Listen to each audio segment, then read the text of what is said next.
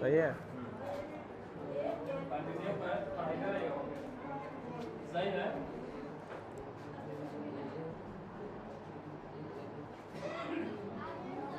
चलिए आइए। हाँ तो चलिए आज हम लोग 10th क्लास का जो फर्स्ट टॉपिक है, फर्स्ट चैप्टर हम लोग पढ़ेंगे केमिस्ट्री में, ठीक है ना जी।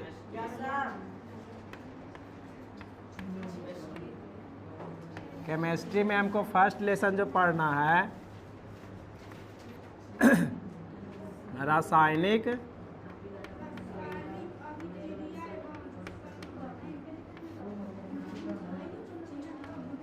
रासायनिक अभिक्रियाएं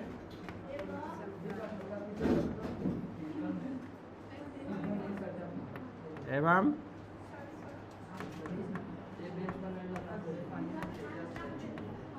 समीकरण। चलिए शांत रहिए। तो देखिए रासायनिक अभिक्रियाएं एवं समीकरण होता है, तो इसमें हम लोग अंग्रेजी में बोलते हैं केमिकल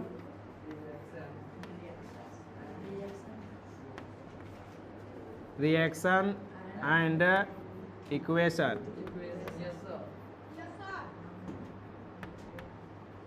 है ना।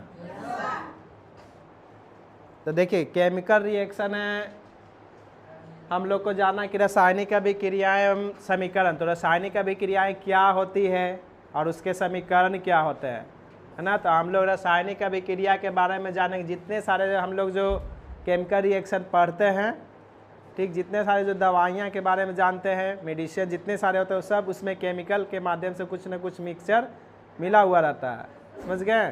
तो उसी के बारे में हम लोग जानें कि आखिर रासायनिक अभिक्रियाएं होती है क्या, ठीक। तो रासायनिक अभिक्रियाएं में आपको, जैसे हम फर्स्ट टॉपिक है, तो रासायनिक अभिक्रिया होता क्या है इसके बारे में हम लोग जानेंगे।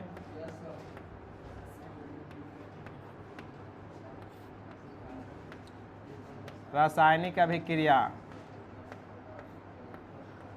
यानी किसको बोलते हैं, केमिकल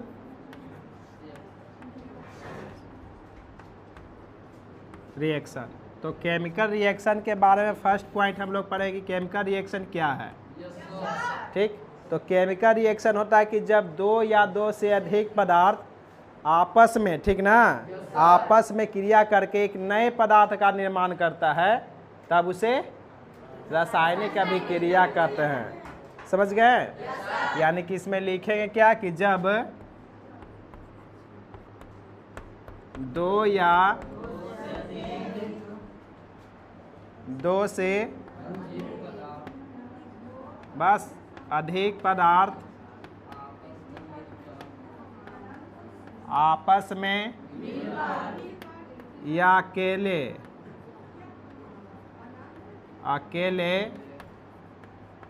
अन्य पदार्थ से, ठीक ना। जब दो, ये हमको याद रखना कि जब दो या दो से अधिक पदार्थ आपस में मिलेगा, ठीक, और पदार्थ आपस में मिलकर, कहाँ पर लिख दीजिए,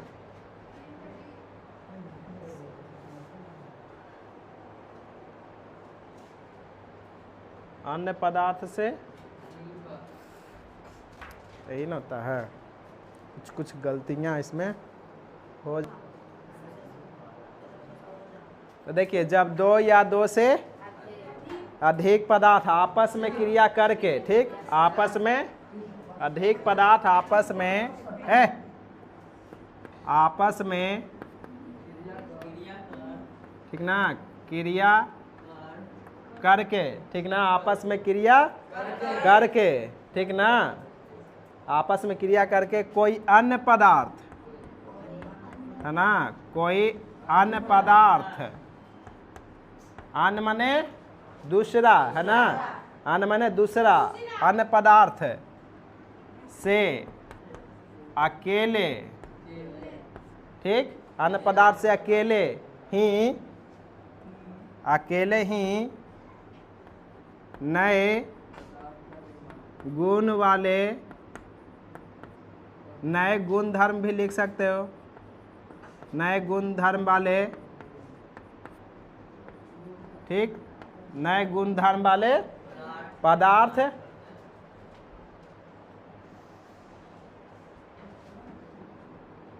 नए गुणधर्म वाले पदार्थ बनाते हैं, उसे रासायनिक अभिक्रिया कहते हैं, है ना। तो इसमें कहने का मतलब कि हम लोग क्या है कि दो या दो से अधिक पदार्थ से भी अभिक्रिया करेंगे और आपस में क्रिया करके कोई अन्य पदार्थ से भी, ठीक ना, कोई अन्य पदार्थ से जब अभिक्रिया करें तो अकेले, ठीक, अकेले ही नए गुण धर्म वाले पदार्थ बनाते हैं, उसे क्या कहते हैं, हाँ, नए गुण वाले पदार्थ बनाते हैं उसे रासायनिक अभिक्रिया कहते हैं। समझ गए।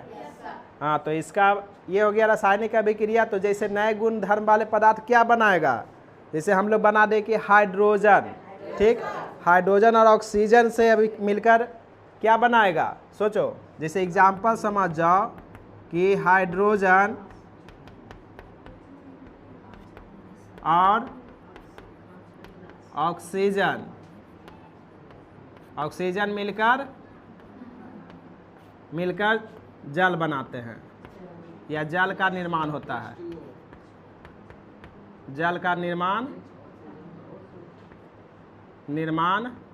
होता है ना। अगर यहाँ पर ये हाइड्रोजन और ऑक्सीजन करने वाला हाइड्रोजन को H से सूचित करते हैं, ऑक्सीजन को O से, यानी कि अगर इसका एग्जाम्पल देखें तो H प्लस O2, ठीक, H2 प्लस O2 अगर लिखते हैं तो इस तरह से बन जाएगा H2O, है ना। H2O तो इसमें बैलेंस भी कर सकते हैं, यानी हाइड्रोजन के गो हो गया, ऑक्सीजन 2 गो है ना जी, तो 2 से गुना करें तो यहाँ भी 2 से गुना कर दें। H2 प्लस O2 अगर बनाते हैं तो 2H2, यानी कि जल का निर्माण हो जाएगा। समझ गए। हाँ, तो इसको उतारिए। चलिए, ये हो गया आपका रासायनिक अभिक्रिया यानी केमिकल रिएक्शन, ठीक। तो आप अब इसमें देखिए, एक रासायनिक अभिक्रिया तो हो गया, अब इसमें आता है आपको रिएक्टेंट, मतलब कहने का हम लोग प्रतिकारक या अभिकारक, है ना। सेकेंड आपका जो पॉइंट्स है उसमें पढ़ना प्रतिकारक या अभिकारक। एग्जाम में कभी देता प्रतिकारक पूछे या अभिकारक पूछे, इसी को अंग्रेजी में अगर दिया जाए तो रिएक्टेंट, है ना। तो प्रतिकारक क्या होता है, तो प्रतिकारक होता है कि रासायनिक अभिक्रिया में भाग लेने वाले, रासायनिक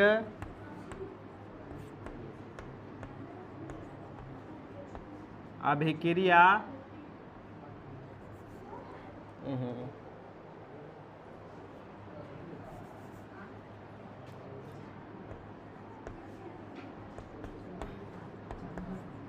रासायनिक अभिक्रिया में भाग लेने वाले पदार्थ, रासायनिक अभिक्रिया में भाग लेने वाले पदार्थ को प्रतिकारक कहते हैं। समझ गए। रासायनिक अभिक्रिया में भाग लेने वाले पदार्थ को क्या कहेंगे, प्रतिकारक। एक तीसरा होता है प्रतिफलित, प्रतिफलित या उत्पाद, तो इसको बोलते हैं प्रोडक्ट। तो प्रोडक्ट होता है, तो प्रोडक्ट में आप ये जानिए कि रासायनिक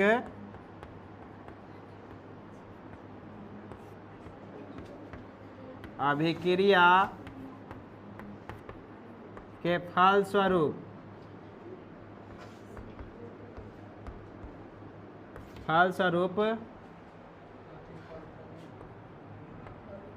बनने वाले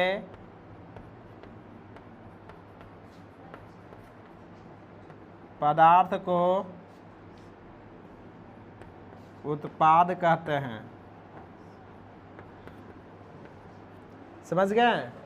तो हम लोग रासायनिक अभिक्रिया पर है कि दो या दो से अधिक पदार्थ आपस में मिलकर के या कोई अन्य पदार्थ से नए गुण वाले पदार्थ का निर्माण करता है, तब उसे रासायनिक अभिक्रिया कहते हैं। लेकिन यहाँ पर अब एक आया प्रतिकारक यानी अभिकारक, है ना, इसको अंग्रेजी में बोलते हैं रिएक्टेंट। तो ये रासायनिक अभिक्रिया में भाग लेने वाले पदार्थ जो रहेगा उसको बोलेंगे रिएक्टेंट, और रासायनिक अभिक्रिया के फलस्वरूप बनने वाले पदार्थ यानी नया पदार्थ जो बनेगा उसको बोलेंगे प्रोडक्ट। जैसे प्रोडक्ट तैयार करते हैं हम लोग, तो प्रोडक्ट किस तरह से तैयार करते हैं, उसमें बहुत सारा मिक्सचर बनाते हैं। जैसे हमको बोतल तैयार करना, तो क्या करें, प्लास्टिक को हम लोग गलाते हैं, है ना, गला करके अनेक प्रकार का डिजाइन तैयार करते हैं। तो उसमें क्या किए, बहुत सारा मिक्सचर मिला है ना जी। पानी के बिना तो प्लास्टिक बने, पानी की भी मात्रा कुछ मिला दिया, मिला करके नया तैयार हो गया प्रोडक्ट, क्या, बोतल, है कि नहीं। जैसे आप लोग घर में जैसे बनाते हैं, दाल ही बनाए तो क्या स्पेशल दाल से आप दाल खा सकते हैं, नहीं ना। दाल भी बनाने के लिए हम लोग क्या करते हैं, उसमें पानी मिलाते हैं, है ना, नमक मिलाते हैं, हल्दी मिर्च ये सब मिलाते हैं, तो जा करके एक नया दाल मिलता है हमें पीने के लिए। तो एक तरह का उस तरह का हम लोग जो बनाते हैं मिक्सचर, जो दो से अधिक पदार्थ मिलाकर एक नए पदार्थ का निर्माण करते हैं, तब उसको कहेंगे हम लोग प्रोडक्ट। समझ गए?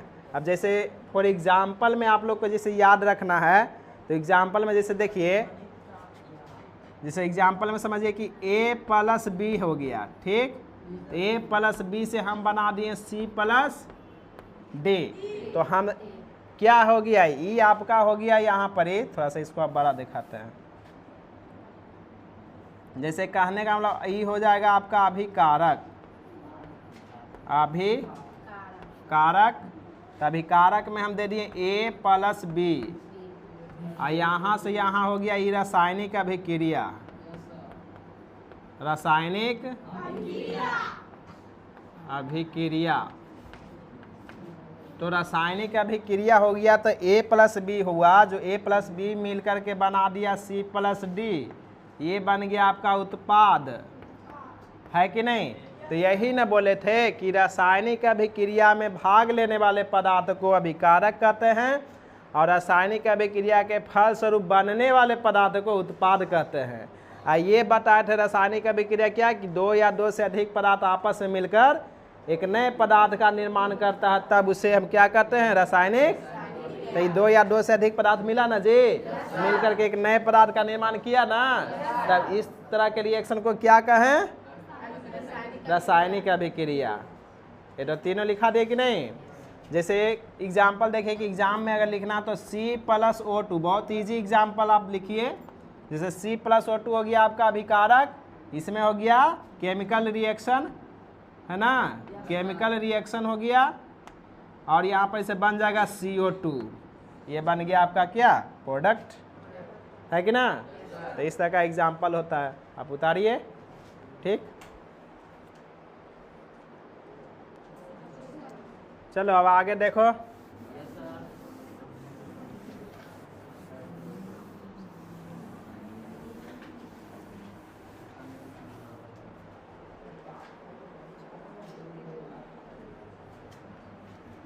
एक होता है आपको 4 नंबर पॉइंट्स ना है, एक हो गया रासायनिक समीकरण,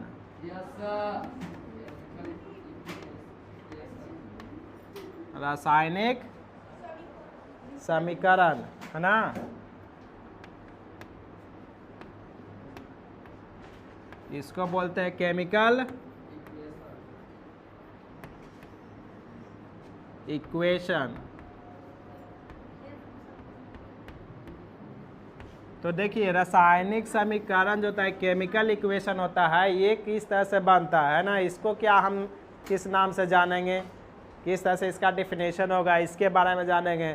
तो देखिए केमिकल रिएक्शन होता है, जैसे इसमें जानिए कि जब रासायनिक अभिक्रिया को, जितने सारे जो रिएक्शन हम पढ़ते हैं, तो जब रासायनिक अभिक्रिया को संकेतों तथा सूत्रों की सहायता से, इसका डिफिनेशन होता है क्या बोलता है जी,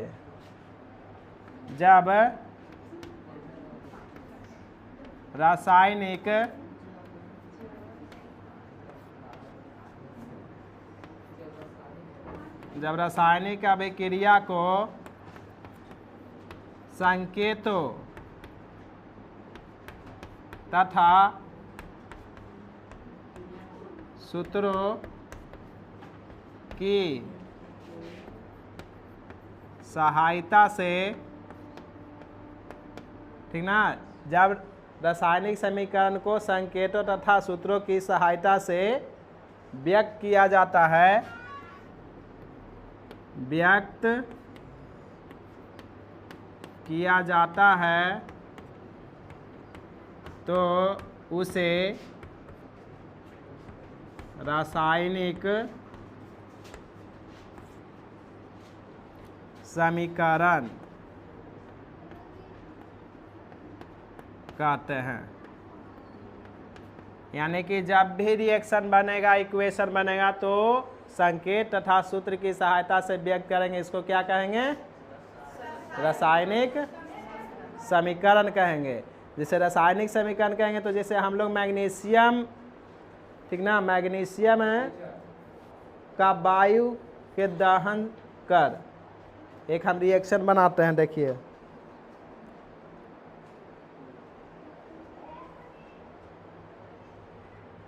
जैसे एग्जाम्पल देखिए, मैग्नीशियम को वायु मतलब ऑक्सीजन ना जी, वायु में दहन कर, है ना, मैग्नीशियम को वायु में दहन कर मैग्नीशियम ऑक्साइड बनाते हैं। क्या बनाता है? मैग्नीशियम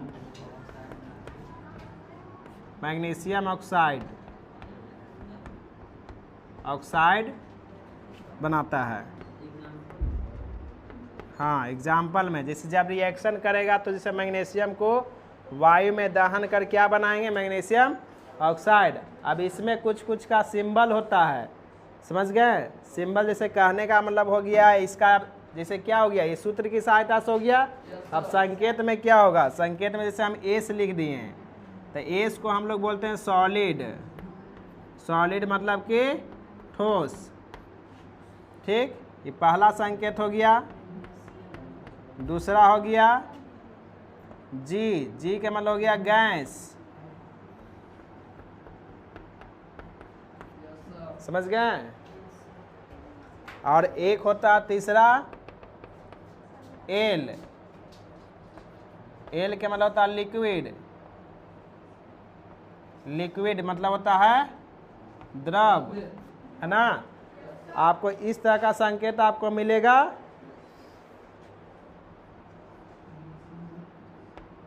लिक्विड एक हो गया द्रव, एक आपको मिलेगा इसमें जा करके एक्यूस मतलब जलीय घोल।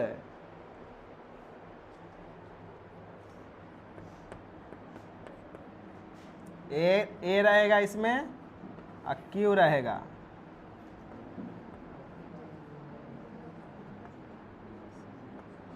एक्यूस होगा, ठीक।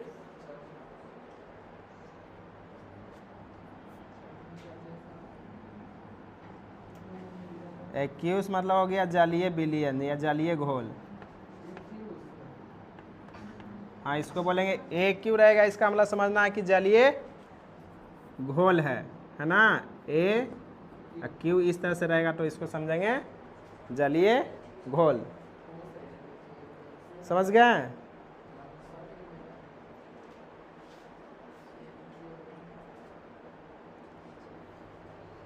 उतारिए इसको। जैसे देखिए इसका एग्जाम्पल अगर देखना है तो जैसे इसमें संकेत और सूत्र किस तरह से देता है, एक एग्जाम्पल देख लो थोड़ा सा।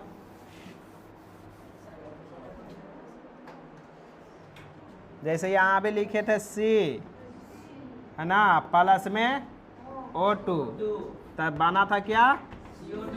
CO2। तो C क्या हो गया?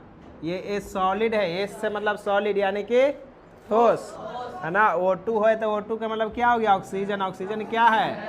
गैस। ये दोनों मिल गया था CO2 बन गया था। CO2 भी क्या बन गया? गैस बन गया, है ना। तो ये इस तरह का आपका संकेत मिलेगा रासायनिक समीकरण में। जब रासायनिक समीकरण मिलेगा तो आपको इस तरह का संकेत देगा। समझ गए? इसमें कोई दिक्कत नहीं। अब एक आता संतुलित समीकरण, समझ गए? पहले इसको लिखो तो।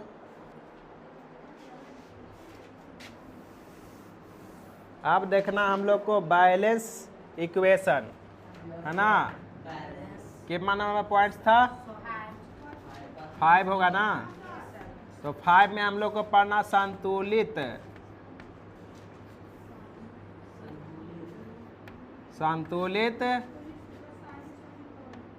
है ना रासायनिक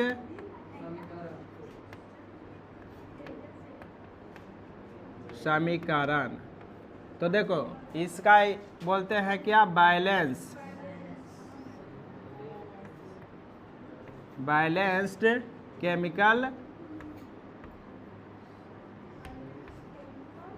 केमिकल इक्वेशन, है कि नहीं? तो हम लोग पढ़ेंगे संतुलित समीकरण। इसको थोड़ा सा ध्यान से देखिएगा, ये एग्जाम में आता बैलेंस करने के लिए। ये बैलेंस से या तो पूछ भी सकता है कि संतुलित समीकरण क्या है, तो इसके बारे में आपको जानकारी रखनी है, समझ गए? जैसे इसमें याद रखना है, तो आपको याद रखना है कि ऐसा रासायनिक समीकरण, ऐसा रासायनिक समीकरण जिसमें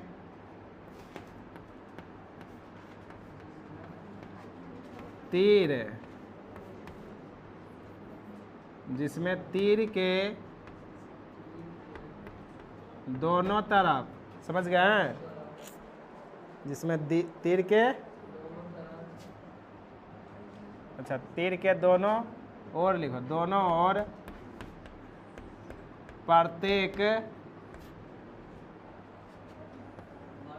प्रत्येक तत्व की परमाणुओं की संख्या बराबर हो उसे संतुलित समीकरण कहते हैं। तो ये संतुलित समीकरण यानी बैलेंस इक्वेशन कैसे होगा? तो कहने का मतलब कि ऐसा रासायनिक समीकरण जिसमें तीर के निशान के दोनों ओर, है ना, तीर के निशान के, यानी कि कहने का मतलब ये जो तीर है, तो ये तीर बना, तो तीर के निशान के इस साइड भी और ये साइड भी, है ना, दोनों ओर प्रत्येक, कहने का मतलब कि एक, प्रत्येक कहने का मतलब एक तत्व की परमाणुओं की संख्या क्या होनी चाहिए? बराबर होगी, तभी वो समझेंगे संतुलित समीकरण है। जैसे हम यहाँ पर आपको हम बता रहे हैं, जो देखिए एग्जाम्पल, ये समझिएगा। जैसे हम यहाँ लिखें H2+O2, इस तरह के समीकरण लिखे तो H2O हो गया, हम लिख दिए ना, तो H2O हो गया। तो आप समझिए इसमें कि H2O के में देखिए कि एक तत्व है, उसमें प्रत्येक तत्व के परमाणु की संख्या बराबर है। तो देखिए H2 है, तो हाइड्रोजन इधर के गए, हाइड्रोजन के परमाणु 2 परमाणु है। ऑक्सीजन के कितने परमाणु है? और इधर हाइड्रोजन के कितने परमाणु है? इधर ऑक्सीजन के कितने परमाणु है? 1। इसमें कुछ नहीं है, इसका मतलब समझेंगे कि एक है ना? तो यही देखना, तो इधर तो 2 इधर 1 है, तो बैलेंस है। तो इस तरह के समीकरण नहीं रहेगा, तो इस समीकरण को कहेंगे ढांचा समीकरण। क्या बोलेंगे? हाँ, ढांचा समीकरण। यानी कि अगर प्रत्येक तत्व के परमाणु की संख्या बराबर ना हो तब उसे ढांचा समीकरण बोलेंगे। कभी कभी ऐसा ही बोल सकता है, एग्जाम में पूछा जा सकता है कि ढांचा समीकरण क्या होता है, तो हम जवाब दे सकते हैं ना जी कि ऐसा समीकरण जिसमें तीर के निशान के दोनों ओर प्रत्येक तत्व के परमाणु की संख्या बराबर ना हो तब उसे ढांचा समीकरण बोलेंगे। अगर बराबर रहेगा तो उसको संतुलित समीकरण बोलेंगे। समझ गए? जैसे देखिए यहाँ पे इसको बैलेंस करेंगे, तो इधर हाइड्रोजन क्या है? 2 तो कंफर्म है, इधर ऑक्सीजन भी ठीक है, अब इधर देखिए H2O है, तो हाइड्रोजन 2 गो तो मेरा सही है ना जी। ऑक्सीजन इधर 2 गो तो इधर भी 2 गो चाहिए। तो 2 गो चाहिए, इसके मतलब कि 2 से इसमें गुना कर देंगे। तो देखिए अब क्या हो गया, ऑक्सीजन 2 गो हो गया, लेकिन हाइड्रोजन के गो हो गया 4 गो। तो 4 गो करने के लिए क्या करेंगे, इधर 2 से गुना। तब देखो सब बैलेंस हो गया ना। तो इसको बोलेंगे संतुलित समीकरण। संतुलित समीकरण। समझ गए कि नहीं को दिक्कत? चलिए उतारिए, एक और अभी एग्जाम्पल बताते हैं। इधर देखो, जैसे हम लोग जो डेफिनेशन पढ़े अभी संतुलित समीकरण का, तो जस्ट वही चीज़ है, आपको समझना है कि आपको उसमें देखना है कि ऐसा रसायन है जिसमें तीर के निशान के दोनों ओर, ठीक ना, प्रत्येक तत्व के परमाणुओं की संख्या क्या होना चाहिए, बराबर होना चाहिए। कितने परमाणु है सबका, अगर उससे भी हमें याद ना हो तो उससे भी इजी तरीके से आप बना सकते हैं। जैसे आप समझिए यहाँ एक तत्व लिखे हैं, ठीक, एक हो गया अभी कारकों, अभी कारकों में परमाणु की संख्या, समझ गए? क्या हो गया, अभी कारकों में परमाणु की संख्या, या परमाणुओं की संख्या लिखो इसमें, परमाणुओं की संख्या। एक हो गया उत्पादों में परमाणुओं की संख्या। तो देखिए अभी आपको हम बताएं यहाँ पे, ठीक, कि आप अगर संतुलित समीकरण का डेफिनेशन देना चाहते हैं तो एक इस तरीके से भी आप दे सकते हैं। जिसे कहने का मतलब हो गया क्या कि संतुलित समीकरण किसे कहते हैं, तो आप ये कहिए कि ऐसा समीकरण जिसमें अभिकारकों के परमाणुओं की संख्या तथा उत्पादों में परमाणुओं की संख्या आपस में बराबर हो, तब उसे संतुलित समीकरण कहेंगे। बताए थे ना इसके पहले, अभिकारक प्रतिकारक, हाँ, तो वही चीज़ है। तो आप जैसे हम देखिए यहाँ पर N2 और H है, यही दो एलिमेंट्स ना है जी। अब यहाँ हम लिखेंगे N से नाइट्रोजन, H से हाइड्रोजन। तो इसमें देखो नाइट्रोजन में परमाणु की संख्या क्या गो है, अभिकारक में ना है जी। इधर वाला को अभिकारक न बोलते हैं, इस साइड का उत्पाद बोलते हैं ना। तो इधर हाइड्रोजन के गो है, 2 गो है। अब देखिए इधर भी 2 गो, इधर भी 2 गो। उत्पाद में देखिए, उत्पाद में नाइट्रोजन के गो है, तो उत्पाद में नाइट्रोजन हम के गो देंगे, एगो हो गया। और हाइड्रोजन के गो है, तो हाइड्रोजन 3 गो। क्या ये बैलेंस है? नाइट्रोजन यहाँ 2 गो, यहाँ 1 गो, बैलेंस है कि नहीं? नहीं है। हाइड्रोजन 2 गो, यहाँ हाइड्रोजन 3 गो, बैलेंस है। तो हम क्या करेंगे बैलेंस करने के लिए कि हाइड्रोजन में 2 से यहाँ गुना कर देंगे, तो 2 गो हो गया। इसमें हम कर देंगे 3 से, इसमें कर देंगे 2 से, तो 3 दूनी 6, 3 दूनी 6 हो गया। तो इस तरह का बैलेंस करने के लिए आप देखिए इसमें ढांचा समीकरण में आप तैयार कीजिए। ढांचा समीकरण आपका है ना जी। तो ढांचा समीकरण को हम संतुलित करेंगे, तो देखिए यहाँ पर इसे दिखाई दे रहा है उसमें। तो इसमें देखिए कि N2 है, तो N2 लिखेंगे प्लस H2, उसके बाद NH3 लिखे ना। तो नाइट्रोजन इधर 1 गो है, इधर 2 गो, तो इधर 2 से गुना करेंगे ना बुआ। हाँ, तो 2 से गुना कर दिए, तो देखिए इधर हाइड्रोजन के गो हो गया, 6 गो ना, तो इधर 2 गो ना है जी। तो 3 से यहाँ भी गुना कर देंगे, अब हो गया बैलेंस। देखिए तो नाइट्रोजन 2 गो, तो इधर भी नाइट्रोजन 2 गो हो गया, इधर हाइड्रोजन 6 गो, तो इधर भी हाइड्रोजन 6 गो। तो बैलेंस हुआ कि नहीं? तो आपको यहाँ इसके अनुसार देखना है कि हमको एक जहाँ पर ही नाइट्रोजन है वहाँ 2 से गुना कर देना है ना जी। यानी 2 गो होना चाहिए ना। नाइट्रोजन 1 गो, यहाँ के गो है, हाँ 2 गो से गुना किए ना। और फिर यहाँ देखो इधर 3 से, उधर 2 से, इधर 3 से, उधर 2 से, है ना। अभिकारक में 2 से, अभिकारक में सॉरी 3 से और प्रतिकारक में 2 से गुना कर लेना, बस हो गया। तो इस तरह से बैलेंस होता है। इसको करके बताओ, उतारो जल्दी।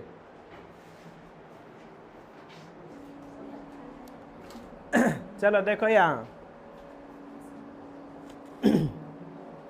अब आपको एक क्वेश्चन दिए, जो कि क्वेश्चन आता है कि रासायनिक समीकरण से प्राप्त होने वाली सूचना है। तो रासायनिक समीकरण जितना भी जो हम पढ़ाएं उसी से रिलेटेड चीज़ हम पॉइंट्स बताए थे आपको। देखिए, रासायनिक समीकरण से निम्नलिखित सूचनाएं प्राप्त होती है।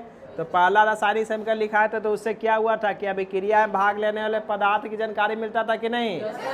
फिर क्या होता कि रासायनिक समीकरण में, ठीक, रासायनिक समीकरण से अभिक्रिया करने के बाद, है ना, बनने वाले प्रतिफल, है ना, प्रतिफल या उत्पाद की जानकारी मिलता है। यानी रिएक्शन करने के बाद एक प्रोडक्ट बनता था ना।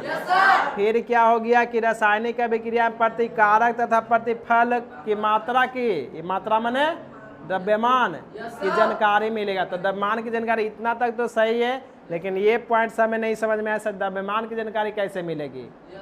जब तक हम बैलेंस बताएं तो देखिए, संतुलित कर करके बैलेंस तक लग तो सबको सही है। अब यहाँ द्रव्यमान आगे द्रव्यमान की बात करेंगे। अब देखिए यहाँ, जैसे इसमें अभी क्रिया में हमको द्रव्यमान जानना है, तो द्रव्यमान में देखिए आपको हम बताते हैं, बैलेंस करने के लिए एक बताए थे 2H2 प्लस O2, तो क्या हो गया 2H2O। बैलेंस है ना, हाइड्रोजन 4 गो, हाइड्रोजन 4 गो, ऑक्सीजन 2 गो, ऑक्सीजन 2 गो। अब इसमें क्या देखना है कि हाइड्रोजन है, तो हाइड्रोजन के एक हाइड्रोजन का वेट कितना होता है, कितना ग्राम, 1 ग्राम। 1 ग्राम होता है, तो तुम समझो कि कितना ग्राम ये हो जाएगा टोटल। हाँ, ऑक्सीजन के कितना हो जाएगा, 8 ग्राम होगा कि नहीं होगा। तो टोटल कितना हो जाएगा इसका जोड़ के,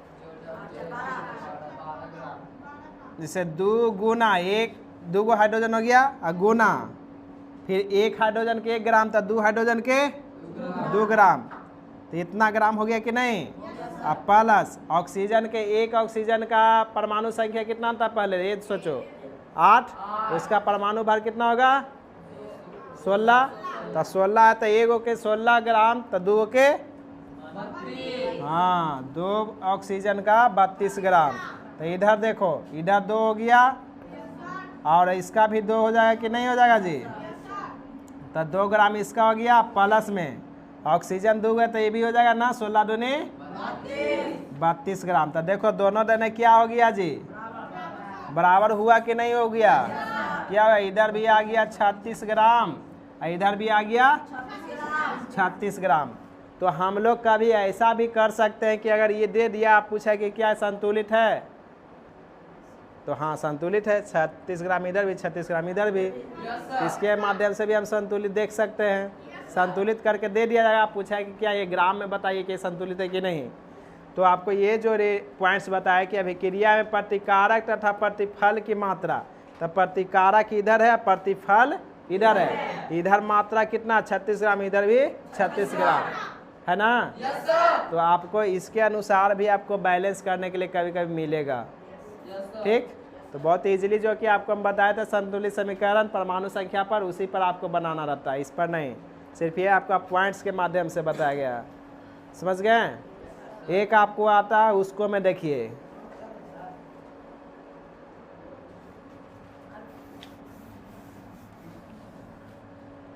इसको उतारे नहीं है जी, ये तो देखते हैं, उतारो।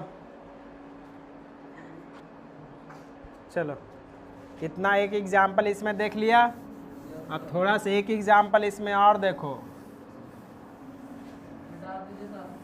जैसे कि यहाँ पर इस तरह का, अगर मैंने कि आपका द्रव्यमान के अनुसार आपको बताया, एक होता है एग्जाम्पल CO2, तो ये भी CO2 होगा कि नहीं होगा, तो काम बोलो। तो CO2 में आप देखिए कार्बन है, कार्बन का द्रव्यमान होता है कितना 12 ग्राम, प्लस ऑक्सीजन का द्रव्यमान कितना हो गया 32 ग्राम। तो ये कितना हो गया टोटल जोड़ करके 44 ग्राम। इधर भी देखिए कार्बन का कितना हो जाएगा 12 ग्राम प्लस ये 32 ग्राम, ये भी हो गया कितना 44 ग्राम हो गया। तो इस तरह से द्रव्यमान क्या हो गया, आपस में अभिकारक और प्रतिकारक का द्रव्यमान बराबर हो गया, है ना। एक आपको आता है पॉइंट्स में, एक डी पॉइंट्स, वो देखिए।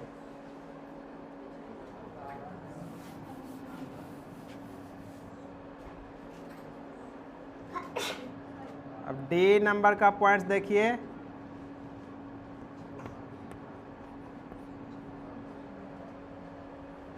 क्या हुआ? समीकरण से प्रतिकारकों तथा प्रतिफलितों,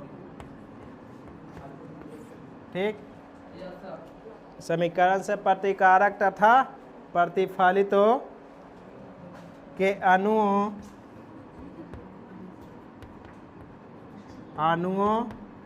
तथा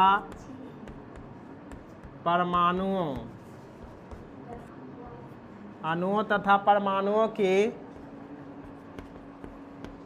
संख्या की जानकारी मिलती है।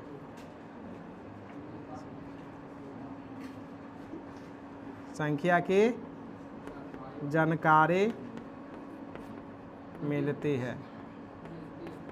एक पॉइंट सी हो गया। तो हम लोग जितने सारे समीकरण है उससे हम लोग द्रव्यमान के भी जानकारी ले लिए, समीकरण से हम लोग प्रतिकारक को भी पता कर लिए और प्रतिफलित को भी पता कर लिए और द्रव्यमान को पता कर लिए। अब क्या पता करना हमको, अणु और परमाणु को पता करना। किसके माध्यम से? रासायनिक समीकरण के माध्यम से, है ना। तो अब देखिए इसमें आपको पता करना कि कितने अणु होते हैं, कितने परमाणु होते हैं, समझ गए। तो अणु परमाणु की बात यहाँ अगर बोला जाए, जैसे कि देखिए अभी एग्जाम्पल आपको बताया था ना जी, 2H2 प्लस O2, तो क्या बन गया था, 2H2O बना था कि नहीं, वही एग्जाम्पल हम लिए। अब देखिए इसमें अब आपको पूछेगा कि हाइड्रोजन है, हाइड्रोजन के कितने अणु हैं, तो अणु यहाँ पूछेगा ना, तो 2 अणु हो जाएगा। 2 अणु किसका होगा, H2 का। ये H2 है ना बुआ, तो ये हाइड्रोजन हो गया, हाइड्रोजन के 2 अणु, ठीक। इधर से देखो कॉमा, एक अणु किसका है, हाँ, एक अणु O2 का है कि नहीं है। अब इधर देखेंगे तो इधर की बात अगर हम बोले तो यहाँ पर 2 अणु जल का है, जल के मतलब H2O का है। तो आपको इसमें अगर दे दिया जाए कि बताइए, इस समीकरण दे करके पूछा कि बताओ H2O में कितने अणु हैं, 2 अणु। यहाँ से 2H2O में है, H2 का कितना अणु है, 2 अणु। ऑक्सीजन का कितना अणु है, 1 अणु। लेकिन अब परमाणु की बात बोलेगा तो तब परमाणु की बात बोल दिया कि परमाणु की संख्या बताओ, तो हाइड्रोजन के में के परमाणु, H2 में के परमाणु, 2 परमाणु, है ना। 2 दूनी, पहले ना छोड़ दो, पहले अणु की बात करते हैं, पहले उतारो, गड़बड़ा जाए। उतार लिया सभी का, हाँ उतारो जल्दी। तो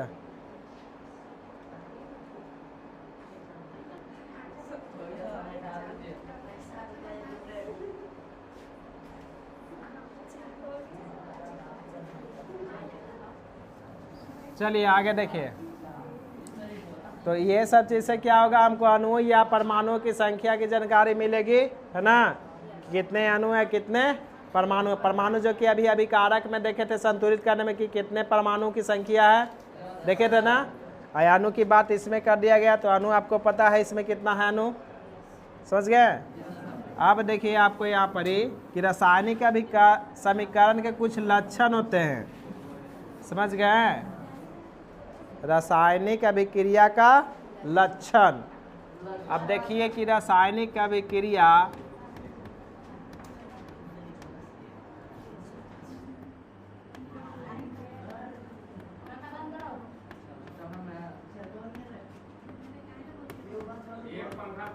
रासायनिक अभिक्रिया का लक्षण। तो देखिए रासायनिक अभिक्रिया का लक्षण में हम जानते हैं कि अगर इसका क्वेश्चन अगर इस तरह से पूछा है कि रासायनिक अभिक्रिया के कितने लक्षण होते हैं? तो आपको ये एग्जाम में लिखना है कि रासायनिक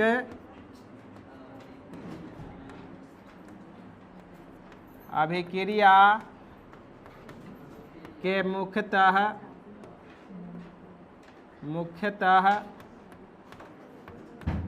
5 लक्षण हैं। 5 लक्षण है, तो 5 लक्षण है तो कौन सा है? ये ऑप्शन में दे दिया, तब पूछ देना, बता देना कि रासायनिक अभिक्रिया के मुख्यतः कितने लक्षण है। ऑप्शन दिया 2, 3, 4, 5, तो मुख्य रूप से कितने लक्षण? लेकिन 2 नंबर में दिया कि 5 लक्षण को भी लिखें। तो 5 लक्षण में देखिए यहाँ पर ये आपको याद रखना है। पहला, रंग में परिवर्तन, रंग में परिवर्तन, रंग में परिवर्तन। दूसरा हो गया अवस्था में परिवर्तन।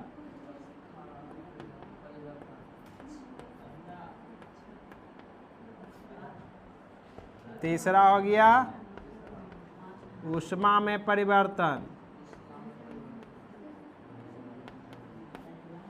चौथा हो गया अवक्षेप,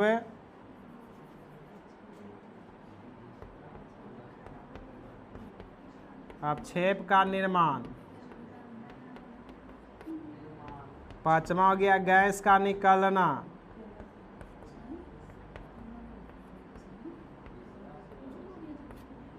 समझ गए? तो गैस का निकलना। अब एक पॉइंट्स आपको ये भी पता होना चाहिए कि अब छेप, इसके बारे में, अब ये तो आपका लक्षण हो गया, किस तरह का लक्षण है ये आएगा एग्जाम में तो आप बना दीजिएगा। अब एक होता है कि अब छेप क्या होता है, ठीक? केमा पॉइंट्स बता रहे थे, छठा जी, सतमा, अब जो भी हो देख लीजिएगा, ठीक? एक होता अब छेप, पूछता है कि अब छेप क्या है, अब छेप, ठीक? तो अब छेप जैसे क्या होता है कि रासायनिक अभिक्रिया में, यानी रासायनिक अभिक्रिया के, समझ गए, फलस्वरूप बनने वाले, ठीक?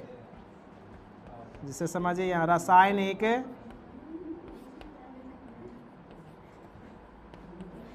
अभिक्रिया के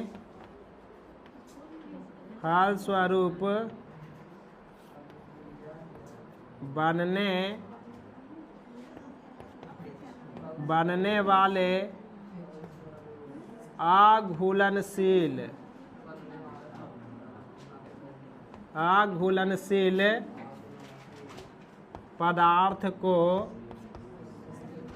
अघुलनशील पदार्थ को अवक्षेप कहते हैं, अवक्षेप कहते हैं। अगर अवक्षेप का डिफिनेशन पूछेगा तो यही बताना है कि रासायनिक अभिक्रिया के फलस्वरूप बनने वाले अघुलनशील पदार्थ को अवक्षेप कहते हैं। समझ गए? अब इसके बाद जो होगा, अब नेक्स्ट टॉपिक पढ़ेंगे। ये जितने सारे रिएक्शन थे वो हम बता दिए। अब ये पढ़ना कि टाइप ऑफ रिएक्शन है ना, टाइप ऑफ केमिकल रिएक्शन, यानी रासायनिक अभिक्रिया कितने प्रकार के होते हैं उसके बारे में हम लोग पढ़ेंगे। कितने टाइप्स में हमको पढ़ना है, संयोजन अभिक्रिया, वियोजन अभिक्रिया, उष्माक्षेपीय अभिक्रिया, ठीक ना, दहन हो गया, संयोजन हो गया, वियोजन हो गया, इस तरह की अभिक्रिया हम लोग नेक्स्ट क्लास में पढ़ेंगे। ठीक है, तो ये